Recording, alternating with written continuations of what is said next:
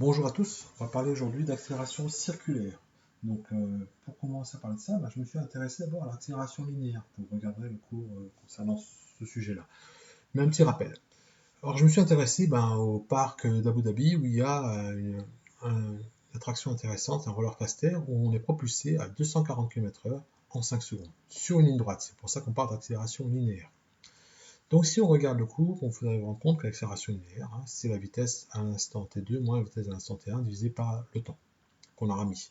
Donc si on s'intéresse à notre problème, vitesse finale 240 km/h, vitesse initiale 0, temps final 5 secondes, temps initial 0. Je ramène tout ça à mes calculs, donc ça fait 240 km/h divisé en 5 secondes. 240 km/h, ça fait 240 000 mètres par heure en 5 secondes, ça fait 240 000 divisé par 3600, ça c'est des mètres par seconde, divisé par des secondes. Ça fait bien 13,3 mètres par seconde au carré, et dans l'unité de l'accélération. Ça tombe bien. Si je ramène ça à des G, puisqu'on parle souvent de G en général dans les attractions, dans les avions, on subit des G, etc., dans les fusées aussi d'ailleurs. En général, donc c'est des forces importantes d'accélération, on va comparer, on divise par 9,8 par la gravité, par 9,8 mètres par seconde au carré de la gravité, et on obtient donc des G. Et ici, on va obtenir une accélération de 1,4 G. C'est important, quand même, c'est une grosse accélération quand même. Comparé à l'Aveyron, on fait à peine 1,1 G, voilà, pour vous rappel. Alors du coup, ce qui m'a interpellé, c'est, mais du coup, comment c'est possible qu'un simple manège comme ça qu'on voit dans les fêtes foraines, donc on voit de plus souvent, ils disent qu'avec 110 km/h, ils obtiennent 4G. Où est l'erreur? Ah il n'y en a pas, il n'y a pas de mensonge non plus, il y a bien 4G, mais parce qu'on ne parle pas du tout de la même accélération.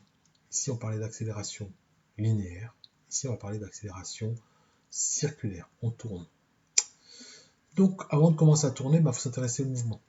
Logiquement, si on tourne à vitesse comme ça, si déjà le vecteur vitesse il est représenté tangent à la trajectoire. Et même si on a vitesse constante, et d'ailleurs si on a vitesse constante, on pourrait se dire, d'après un cours sur les lois de Newton, que si la vitesse est constante, il n'y a pas d'accélération. Ça, c'est pour un cas linéaire. Dans le cas ici, le vecteur vitesse n'est pas tout à fait constant en fait. Il est en amplitude le même, tout au long du cercle. Par contre, en direction, il n'est pas le même. Donc, la loi de Newton, elle marche, la première loi de Newton ne fonctionne pas.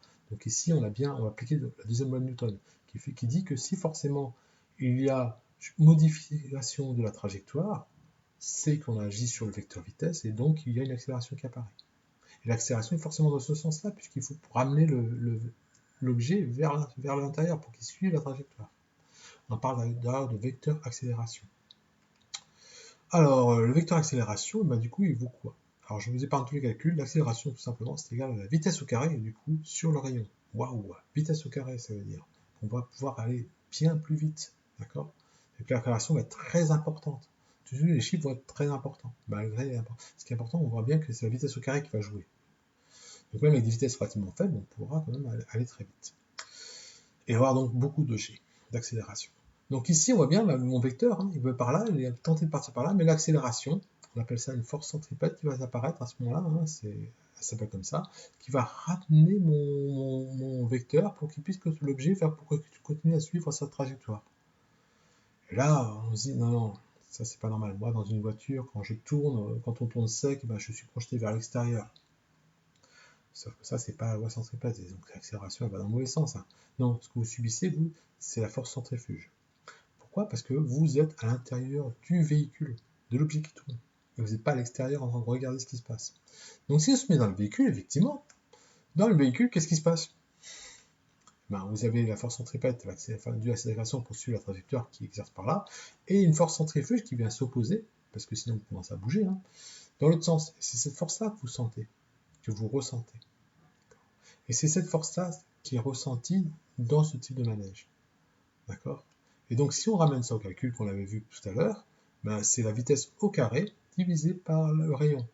Donc, je ramène ça en mètres par seconde, parce qu'on est toujours en mètres par seconde, d'accord? Au carré. Voilà, et je divise par 25, j'obtiens 37,7 mètres par seconde, ce qui correspond à une accélération effectivement de 4G, puisqu'on divisera par la gravité, on obtiendra environ 4G.